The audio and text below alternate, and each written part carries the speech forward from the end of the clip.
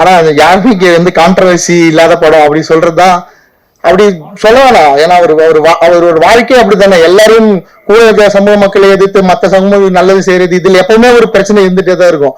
அது தைரியமா ஒரு உண்மை சொல்றப்ப சில தடங்கல்கள் சில எதிர்ப்புகள் வரதான் செய்யும். அது வந்து நான் பார்க்க ஆர்வமா இருக்கேன். தெரியல, நான் படிச்சிருக்கேன் தேவராயாவை பத்தி நிறைய. அதை வந்து திரையில பார்க்க ரொம்ப ஆர்வமா இருக்கேன். எனக்கு யூ சர்டிபிகேட் வாங்கினதுல கொஞ்சம் வருத்தம் தான் சார். நீங்க யூஏ வாங்கியிருக்கணும் இந்த படத்தை. அப்படிதான் காட்டிடுவோம். அவர் அப்படியே ஒரு சாதாரணமான வாழ்க்கை வாழ்ந்துட்டு போயிடல. மகாத்மா காந்தி அவர்கள் வாழ்ந்த மாதிரி ஒரு வாழ்க்கை வாழல. அவர் எவ்வளவு எதிர்ப்புகள், அவர் எவ்வளவு பேர் முதுகுல குத்திருக்காங்க. அவரு அரசியல் எந்த நிலைமைக்கு போக வேண்டியவர், அவர் வந்து ஏதோ கூட இருந்து சதி பண்ணி அவர் எப்படி வந்து இந்த நிலைமைக்கு போகாம இவர் வளர்ந்தாருன்னா நம்ம வளர முடியாதுன்னு தடுத்து நிப்பாட்டினாங்க. அதெல்லாம் சொல்லியிருக்கணும், சொல்லியிருப்பாங்க. நம்புறேன், பார்ப்போம் தெரியல என்ன தெரிய போகுதுன்னு. நான் படிச்சது இதெல்லாம் அங்க யார்கிட்டையும் கேட்டு தெரியும். மேபி தௌமனியா சார் இதுக்கப்புறம் கேட்டு தெரிஞ்சுக்கிறேன். எனக்கு ஆசை இப்படியாப்பட்ட ஒரு மனிதனோட வரலாறு வந்து நம்ம படமா எடுக்கணும்னு ஆசை. ஆனா இவரு கொடுத்து வச்சிருக்க அண்ணன் எங்க இயக்குனர் முன்னோடிக்கு கொடுத்து வச்சிருக்கு. சந்தோஷம். இதை படைத்தவர்கள் அத்தனை பேருக்கும் வாழ்த்துக்கள். அரங்கத்தில் இருக்கும் பத்திரிகையாளர்கள் அனைவருக்கும் இனிய மாலை வணக்கம். மேடையில் இருக்கும் பெரியவர்கள் அத்தனை பேருக்கும், இங்க வந்திருக்க நிறைய சொந்தங்கள் அத்தனை பேருக்கும் இனிய மாலை வணக்கம். இந்த வருஷம் 2 ஜெயந்தி விழா போல. இந்த படம் 24ஆம் தேதி ரிலீஸ்னு சொல்லியிருக்காங்க. ஸோ 24ஆம் தேதி தியேட்டர்ல ஒரு ஜெயந்தி விழாவும் 30ஆம் தேதி பசுமன்ல ஒரு ஜெயந்தி விழாவும் நடக்க போகுது. ஏன்னா நான் சென்னையில் பிறந்து வளர்ந்தவன். எனக்கு வந்து மதுரை ரொம்ப தூரமான ஒரு பகுதி தான். இந்த திரௌபதி படம் பண்ணதுக்கு அப்புறம் தான் எனக்கு மதுரையில் இருக்கிற அவ்வளோ பேர் அங்கே ஒரு உறவுகளா சொந்தங்களா கிடைச்சாங்க. அந்த வருஷமே நான் வந்து மதுரையில கலந்துக்கிட்டேன் ஜெயந்தி விழா. அதுக்கப்புறம் வருஷம் தவறாம எங்கேயாவது ஒரு இடத்துல கலந்துருவேன். கிண்டி இங்க அரும்பாக்கம்ல நடக்கும், எங்கேயாவது ஒரு இடத்துல கலந்துருவேன். ரொம்ப பிரமிப்பா இருக்கும் பார்க்க. என்னன்னா ஒரு வாழ்ந்த மனிதர் இந்த தலைமுறையில, அதாவது அவர் கூட வாழ்ந்தவங்க யாராவது கண்டிப்பா உயிரோடு தான் இருப்பாங்க. அப்படி இருக்கிற ஒரு நிலையில ஒரு வாழ்ந்து மறைந்த மனிதருக்கு ஆகம விதிப்படி கோவில் கட்டி இன்னைக்கு போனாலும் அங்க வந்து ஆரத்தி எடுத்து, நான் போயிருக்கேன் அந்த கோயிலுக்கு பசும்பொன்னுல, ஆரத்தி எடுத்து திருநீர் கொடுத்து ஒரு தெய்வமாவே இன்னும் வணங்கி அவரோட விழாவுக்கு வந்து முளைப்பாரி எடுத்து காவடி எடுத்து பால் குடம் எடுத்து மொட்டை அடிச்சு ஒரு மனிதனுக்கு இதெல்லாம் வந்து கிடைக்குதுன்னா அவர் எப்படி வாழ்ந்திருப்பாரு. அழகு குத்தி எப்படி வந்து பழனியில முருகருக்கு வந்து விழா எடுக்கிறாங்களோ, விழா எப்படி கொண்டாடுறாங்களோ அதே மாதிரி நிகழ்வுகள் அங்க நடக்குது. அது ரொம்ப பிரமிப்பா இருந்தது பார்க்க. எப்படி ஒரு மனிதனை வந்து இப்படி கொண்டாடி இருப்பாங்கன்னா அவர் எப்படி வாழ்ந்திருப்பாரு. நிறைய அதுக்கப்புறம் அவரை பத்தி படிச்சிருக்கேன், தேடி படிச்சிருக்கேன். குற்றப்பரம்பரை சட்டத்தை எப்படி அவர் உடைச்சாரு, வாய்ப்பூட்டு சட்டத்தை எப்படி உடைச்சாரு. அவருக்கு இப்ப அண்ணன் சொன்ன மாதிரி மீசை இப்படி இருந்தது இல்லாம மீசை இல்லாம திருப்பி உள்ள வந்தாரு. அந்த 2 வருஷம் நடுவில் என்ன பண்ணாரு. மதுரை மீனாட்சி அம்மன் கோயிலுக்குள்ள அனைத்து சாதிகளையும் இட்டு போறதுக்காக அவர் அவங்க சாதி மக்கள் எதிர்த்து எப்படி நின்னாரு. இந்த மாதிரி அவரோட பெரிய வரலாறு அது. அதுவும் பிரிட்டிஷ் பீரியடுக்கு முன்னாடி நடந்த ஒரு வரலாறு அது. அதை எப்படி காட்சிப்படுத்தி இருக்க போறாங்க. அது ரொம்ப சாதாரண விஷயம் இல்லை. ஷூட் பண்ணணும்னு நினைக்கிறப்ப எழுதுறது ஈஸி, அதை கதையா எழுதிடலாம், நாவலா எழுதிடலாம், என்ன வேணா பண்ணிடலாம். ஆனா திரைப்படமாக்குறது அவ்வளவு சாதாரண விஷயம் இல்லை. அதுக்கு வந்து நிறைய சினிமாவோட அப்படி உள்ள ஊறி இருக்கணும் சினிமா. அந்த மாதிரி கரெக்டான ஒரு டைரக்டர் சூஸ் பண்ணிருக்காங்க. ஏன்னா அந்த காலத்துல ஊமை வழிகள், இன்னைக்கு சங்கர் சார் அட்லி அந்த மாதிரி ஒரு டைரக்டர் பண்ற மாதிரி ஒரு படம் அந்த காலத்துல ஊமை வழிகள். அது இப்ப பார்த்தா பிரமிப்பா இருக்கும் நிஜமா. நிறைய பேருக்கு தெரியாது அந்த படம் பத்தி. 2 நாளைக்கு முன்னாடி கூட கார்ல அந்த தோல்வி நிலையை நினைத்தால் பாட்டு கேட்டு, அது எப்பெல்லாம் ஏதாவது தலைவர் வருதோ அந்த பாட்டை டிராவல் பண்றப்ப கேட்கிற வழக்கம் உண்டு. ஸோ கரெக்டான டைரக்டர் சூஸ் பண்ணிருக்கீங்க. ஆனா யாருமே வந்து கான்ட்ரவர்சி இல்லாத படம் அப்படி சொல்றதுதான் அப்படி சொல்ல வேணாம். ஏன்னா அவரோட வாழ்க்கை அப்படித்தானே. எல்லாரும் கூட இருக்கிற சமூக மக்களை எதிர்த்து மற்ற சமூகம் நல்லது செய்யறது, இதுல எப்பவுமே ஒரு பிரச்சனை இருந்துட்டே தான் இருக்கும். அது தைரியமா ஒரு உண்மை சொல்றப்ப சில தடங்கல்கள் சில எதிர்ப்புகள் வரதான் செய்யும். அது வந்து நான் பார்க்க ஆர்வமா இருக்கேன். தெரியல, நான் படிச்சிருக்கேன் தேவராயாவை பத்தி நிறைய. அதை வந்து திரையில பார்க்க ரொம்ப ஆர்வமா இருக்கேன். எனக்கு யூ சர்டிபிகேட் வாங்கினதுல கொஞ்சம் வருத்தம் தான் சார். நீங்க யூஏ வாங்கியிருக்கணும் இந்த படத்தை. அப்படிதான் காட்டிடுவோம். அவர் அப்படியே ஒரு சாதாரணமான வாழ்க்கை வாழ்ந்துட்டு போயிடல. மகாத்மா காந்தி அவர்கள் வாழ்ந்த மாதிரி ஒரு வாழ்க்கை வாழல. அவர் எவ்வளவு எதிர்ப்புகள், அவர் எவ்வளவு பேர் முதுகுல குத்திருக்காங்க. அவரு அரசியல் எந்த நிலைமைக்கு போக வேண்டியவர், அவர் வந்து ஏதோ கூட இருந்து சதி பண்ணி அவர் எப்படி வந்து இந்த நிலைமைக்கு போகாம இவர் வளர்ந்தாருன்னா நம்ம வளர முடியாதுன்னு தடுத்து நிப்பாட்டினாங்க. அதெல்லாம் சொல்லியிருக்கணும், சொல்லியிருப்பாங்க. நம்புறேன், பார்ப்போம் தெரியல என்ன தெரிய போகுதுன்னு.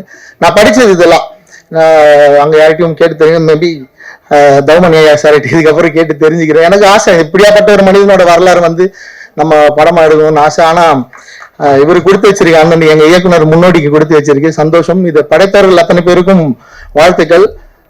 படம் பார்த்துட்டு கண்டிப்பா என்னோட ஆசையை நான் பூர்த்தி செஞ்சதுக்காக நான் வந்து மோகன்ஜி எடுக்கிறதா இருந்தா நாங்க எல்லாரும் சேர்ந்து ப்ரொடியூஸ் பண்றோம். நான் சொல்லியிருக்கேன்னா நம்ம நான் சொல்றேன் திரௌபதி 2 படத்தை வந்து வேளாண்மை சார் ஒரு முக்கியமான ரோல் பண்ணிருக்காரு. ராஜா நாராயண சம்பூரார் அப்படின்னு ஒரு கதாபாத்திரம் பண்ணிருக்காரு. 14 நூற்றாண்டு கதை. ஷூட்டிங் ஸ்பாட்ல அவர்கிட்ட சொன்னேன், ஐயா நீங்க நடிச்சு முடிச்சுட்டு போறதோட விட்டுறக்கூடாது, எனக்கு ஒரு கதை எழுதி கொடுக்கணும். அது இந்த கதை எப்போ நடந்திருக்கணும் தென் மாவட்டத்தில் அப்படின்னா தேவராயா வாழ்ந்த சமயத்துல நடந்திருக்கணும். அந்த கதையில தேவராயா ஒரு கதாபாத்திரம் பண்ண வேணாம். அவர் வாழ்க்கை வரலாறு படம் எடுத்துட்டாங்க, அதை மொழி பண்ண முடியாது. அவர் சமகாலத்துல வாழ்ந்தப்போ நடந்த ஒரு பெரிய நிகழ்வு எனக்கு வந்து கதையை எழுதி கொடுங்க, நான் அதை டைரக்ட் பண்றேன்னு அவர்கிட்ட கேட்டிருக்கேன். ஒரு கதை எழுத ஆரம்பிச்சிட்டாருன்னு நிஜமாவே வேலராமூர்த்தி சார் கிட்ட தான் இருக்கு. அந்த கதை எப்ப கொடுக்குறாரோ நிச்சயமா தென் மாவட்டத்து வாழ்வியல ஒரு படமா எடுக்கணும். அது ரொம்ப நாள் ஆசை. இப்பதான் அவர்கிட்ட கேட்டிருக்கேன், ஒரு கண்டிப்பா பண்ணித்தரேன்னு சொல்லி அதுக்கு ஒர்க் பண்ணிட்டு இருக்காரு. ஸோ ஏன் ஐயா ரொம்ப பிடிக்கும் அப்படின்னா எனக்கு தேசியத்தின் மீதும் தெய்வீகத்தின் மீதும் ரொம்ப பெரிய நம்பிக்கை உண்டு. அந்த வார்த்தையை கேட்டது அவர்கிட்ட இருந்துதான். எப்படி ஒரு மனிதன் வந்து மதுரையில பிறந்து, அதுவும் ஆப்பா நாட்டுல ஒரு சின்ன பசும்பொண்ணு ஒரு சின்ன கிராமத்துல பிறந்து இந்தியாவில பார்லிமெண்ட்ல போய் பேசுறப்ப தேசியத்தை பத்தி எப்படி பேசியிருக்க முடியும்? அப்படின்னா அவர் எவ்வளவு கருத்தியல் உள்வாங்கி இருப்பாரு. இந்த தலைமுறையில இருக்கிற தலைவர்கள் யாருமே விவேகானந்தர் ஐயாவை பத்தி பேசுறதே இல்லை. விவேகானந்தர் ஐயாவை மறந்துட்டாங்க. அவர் காவி உடை போட்டிருக்கதால என்னன்னு தெரியல. அவரை பத்தி இந்த தலைமுறை அரசியல்வாதிகள் பேசுறதே இல்லை. ஆனா அன்னைக்கு மதுரையில விவேகானந்தர் ஐயா தெரியும்னா அதுக்கு காரணம் தேவரையா தான். அவரு தான் அவரை பத்தி அவ்வளவு விஷயங்கள் மக்கள்கிட்ட கொண்டு போய் சேர்த்திருக்காரு. நேதாஜி சுபாஷ் சந்திர போஸ் ஐயான்னு ஒருத்தர் தெரியினாலும் அது காரணம் தேவரையா தான். இல்லைன்னா ஒரு வடநாட்டு தலைவராகவே கடைசி வரை இருந்திருப்பாரு. இன்னைக்கு நேதாஜி சுபாஷ் சந்திர போஸ் எங்க பிறந்தாருங்க என்ன சொல்லுவாங்க? மதுரையில பிறந்தாருன்னு சொல்லுவாங்க. அப்படிதான் நினைச்சிட்டு இருந்தேன். நான் ஒரு 11th 12th படிக்கிறப்ப அப்படிதான் நினைச்சிட்டு இருந்தேன். ஒரு நேதாஜி சுபாஷ் சந்திர போஸ் நம்ம தமிழ் இருப்பாரு. அது காரணம் தேவரையா. அன்னைக்கு அந்த கருத்தில் உள்வாங்கி இருக்காரு. இந்த நாட்டுக்காக விடுதலை கிடைக்கணும், நம்ம அதுக்கு ஒரு தலைவரை தேர்ந்தெடுக்கணும். அவர் வடநாட்டுக்காரராக இருந்தாலும் யாரா இருந்தாலும் பிரச்சனை இல்லை. அவரோட கருத்து எப்படி இருக்கு, அதிரடியாக தான் நம்ம சொந்தத்தை வாங்கணும் முடிவு பண்ண ஒரு அதிரடியான மனிதன் அவரு.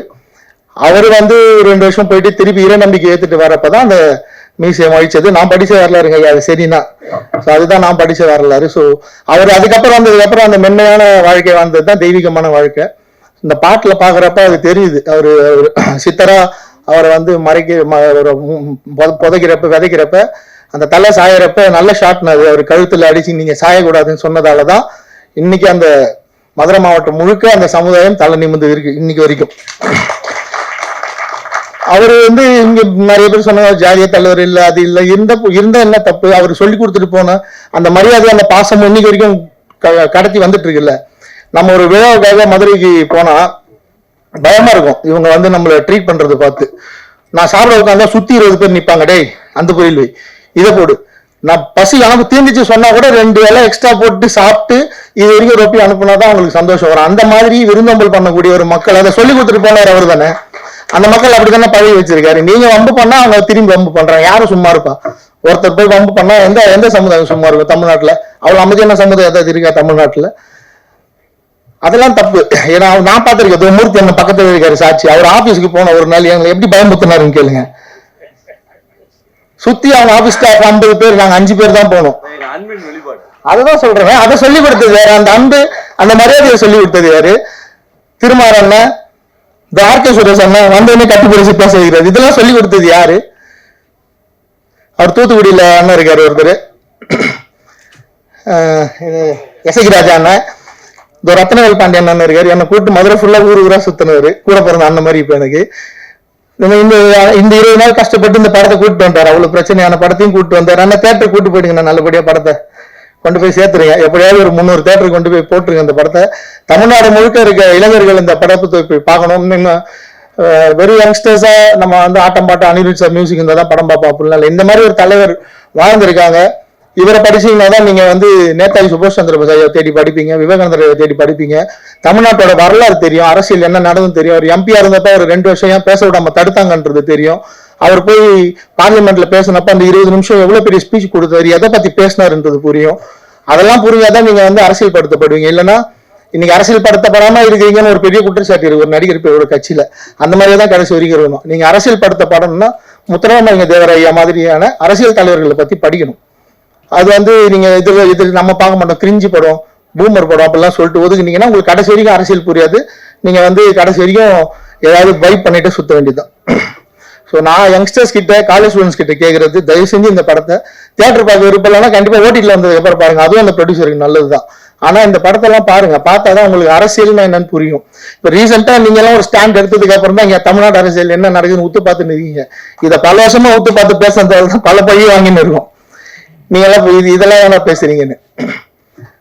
இது ஒரு அரசியல் படமா தான் நான் வந்து எதிர்பார்க்கிறேன். அப்படிதான் தியேட்டர்ல போய் ஃபர்ஸ்ட் ஷோ பார்க்க போற மக்களோட உட்காந்து இந்த குழுவினருக்கு இதுல தேரையா நடிச்ச பஷீர் அண்ணனுக்கு நான் கிட்டத்தட்ட 4 வருஷமா பாக்குறேன். பஷீர் அண்ணன் இதே கெட்டப்ல தான் இருக்காரு. அதான் சுரேஷ் அண்ணன் சொன்ன மாதிரிதான், அவரை பாக்குறப்பெல்லாம் தூரமா போயிடுவாரு. எப்படி போய் பேசுறது, இந்த கெட்டப்லயே தான் இருக்காரு. ஒரு 4 மாசம் அந்த எப்படி அந்த படம் பண்ணீங்க, எப்படி எல்லாம் கஷ்டப்பட்டீங்க, பீரியட் ஃபிலிம் ஆச்சு அப்படிலாம் கேட்கலாம். பாக்குறப்பெல்லாம் இந்த கெட்டப்லயே இருப்பாரு. வணக்கம் சொல்லிட்டு அப்படி கடந்து போயிடுவேன். பயமா இருக்கும் பேசுறதுக்கு.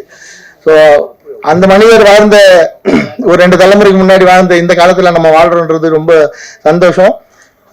இந்த படத்தை தயாரிச்ச அண்ணா SSR சத்யா அண்ணனுக்கும், எங்க இயக்குனர் முன்னோடி அவர்களுக்கும், மூத்தவர் அவர்களுக்கும், இதில் நடிச்ச அத்தனை நடிகர்களுக்கும் வாழ்த்துக்கள். அவங்க வேலையை முடிச்சுட்டாங்க, அடுத்து உங்க வேலை தான். ஸோ தமிழ்நாடு முழுக்க இந்த படத்தை கொண்டாடுங்க. நான் சொல்ற மாதிரி மதுரையில் பாருங்க, நிச்சயமா அது வந்து பால் கூட எடுப்பாங்க, முளைப்பாரி எடுப்பாங்க, காது குத்த போறாங்க, மொட்டை அடிக்க போறாங்க. இந்த படத்தை தியேட்டர் எப்படி கொண்டாட போறாங்கன்னு பாருங்க. நன்றி.